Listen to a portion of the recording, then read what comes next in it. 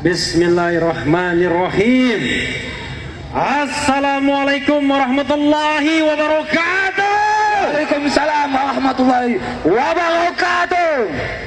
Allahu Akbar.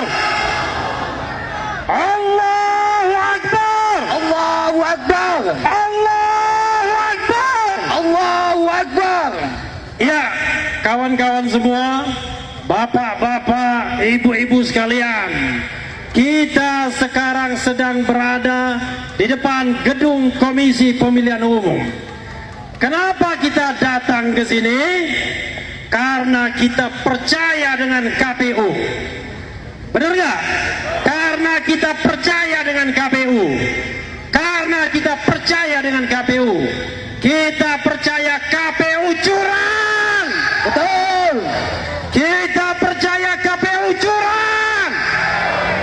Jadi kita datang ke sini untuk mengingatkan bahwa negeri ini dalam bahaya. Betul. Kawan-kawan semua, ibu-ibu dan bapak-bapak sekalian, KPU itu orang yang saya kenal. Sudah puluhan tahun saya kenal Hasyim Asy'ari. Tetapi saya sangat kecewa dengan sikapnya hari ini. Mau saja jadi budak rezim. Mau saja jadi budak rezim. Kita tahu bahwa dari awal rekrutmen KPU itu abal-abal. Rekrutmen KPU dan Bawaslu abal-abal. Kenapa begitu? Karena sudah disiapkan oleh tim yang dibentuk oleh Presiden. Ketuanya mantan deputi KSP, kantor staf Presiden. Anggota-anggotanya orang dekat Presiden semuanya. Betul. Bagaimana mungkin akan mendapatkan KPU yang jujur, berintegritas dan independen? Yang ada adalah KPU yang mengakali pemilu ini, tidak berani membuka sirekap. Sobat semua, kawan semua, ada sidang di Komisi Informasi. KPU tidak berani datang untuk menjelaskan soal real count, untuk menjelaskan soal sirekap dan lain sebagainya. Kenapa begitu? Saya mulai satu-satu ya. Sirekap itu benar alat bantu. Sirekap itu hanya alat bantu. Sirekap hanya alat bantu, tapi alat bantu kecurangan. Sirekap alat bantu kecurangan, bukan alat bantu untuk menunjukkan bahwa pemilu itu jujur dan adil. Betul. Itu ada mobil mewah masuk di KPU. Mobil siapa itu? Jangan-jangan mobilnya Hasyim Asy'ari. Godok langsung.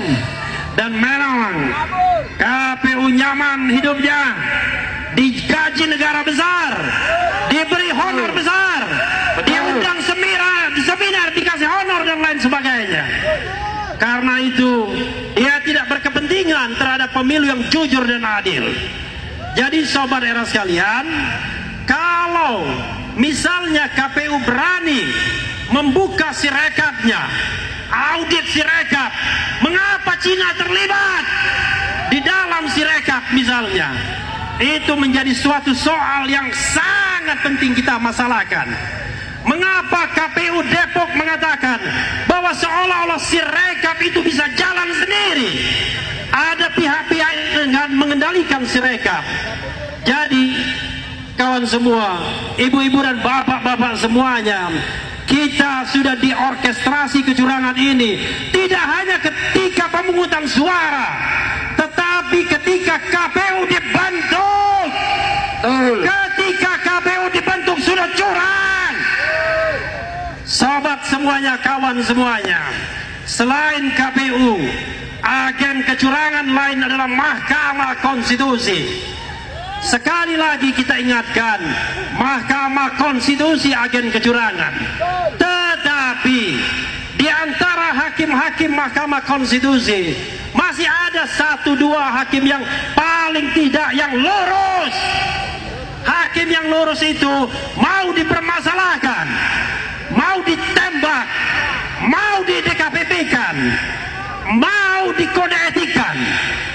Jadi sobat semuanya, kita harus lawan ini semua. Betul. Karena kecurangan, karena keculasan, karena ketidakberesan, karena ketidakadilan, ini sudah by design, sudah direncanakan terlebih dahulu.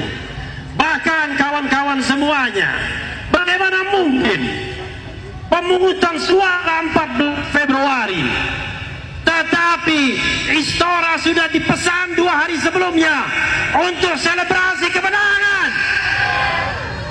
Teman saya tidak sebutkan namanya, sudah dipanggil dari kubu 02. Sudahlah, kalian tidak usah lagi bergerak karena kemenangan sudah ditentukan. Itu 1 pekan sebelumnya. Yakin gak kalau pemilu ini curang? Curang. Yakin gak kalau pemilu ini curang? Yakin. Apakah relevan lagi kita bicara tentang penghitungan suara? Tidak. Kalau semuanya sudah direncanakan. Kawan-kawan semua, sebagai contoh misalnya, pada tanggal 14 Februari, ketika hari pencoblosan,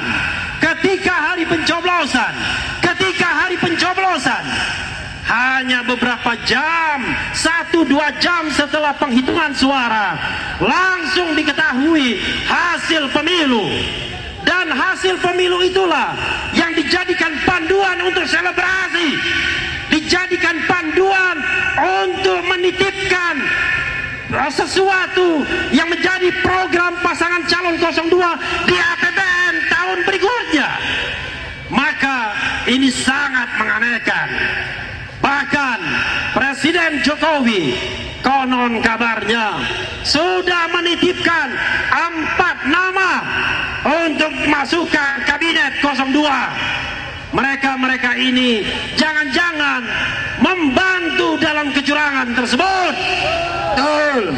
Dengan segala hormat kepada bapak-bapak polisi yang menjaga kita di depan, 4 pejabat tersebut yang dititipkan, saya dengar 1. Sekretaris Negara Pratikno, Betul.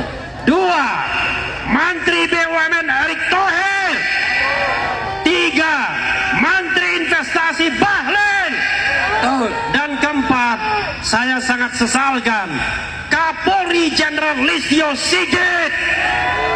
Ada apa 4 pejabat ini harus dititipkan untuk kabinet ke depan? Ada apa?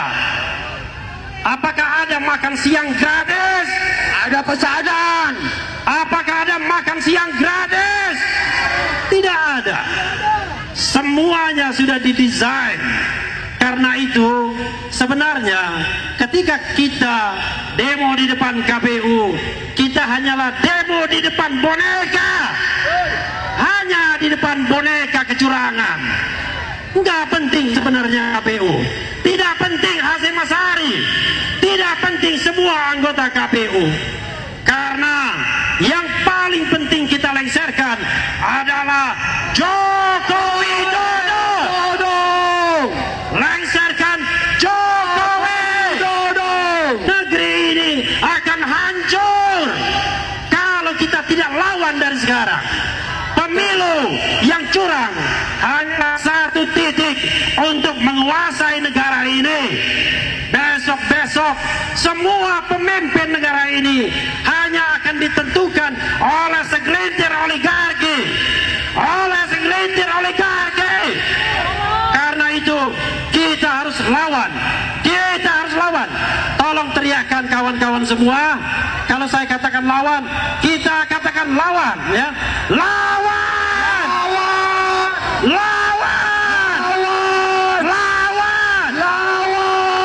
Allahu Akbar! Allahu Akbar! Allahu Akbar. Allahu Akbar! Wassalamualaikum warahmatullahi wabarakatuh.